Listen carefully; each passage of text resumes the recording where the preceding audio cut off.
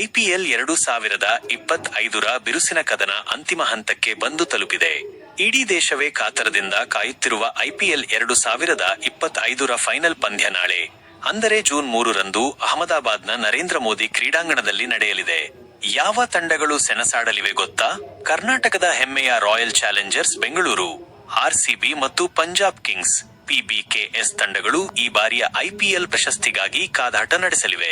ಈ ಎರಡೂ ತಂಡಗಳು ಇದೇ ಮೊದಲ ಬಾರಿಗೆ ಚಾಂಪಿಯನ್ ಕಿರೀಟ ತೊಡುವ ಅವಕಾಶವನ್ನು ಪಡೆದಿವೆ.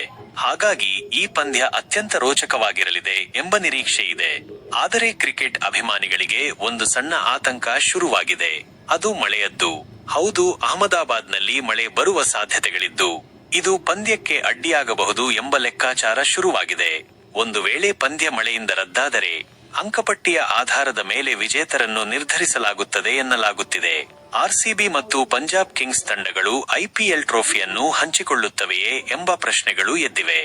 ಈ ಬಾರಿಯ ಐಪಿಎಲ್ ಆರಂಭವಾದಾಗಿನಿಂದಲೇ ಹಲವು ದಾಖಲೆಗಳಿಗೆ ಸಾಕ್ಷಿಯಾಗಿದೆ.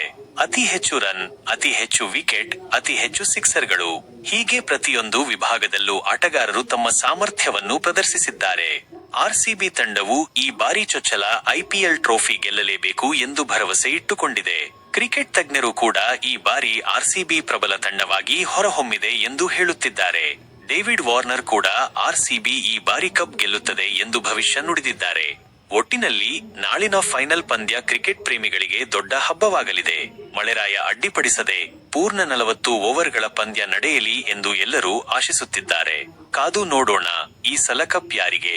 ಹೆಚ್ಚಿನ ಮಾಹಿತಿ ಮತ್ತು ನಿರಂತರ ಅಪ್ಡೇಟ್ಗಳಿಗಾಗಿ ನಮ್ಮನ್ನು ಸಂಪರ್ಕಿಸಿ.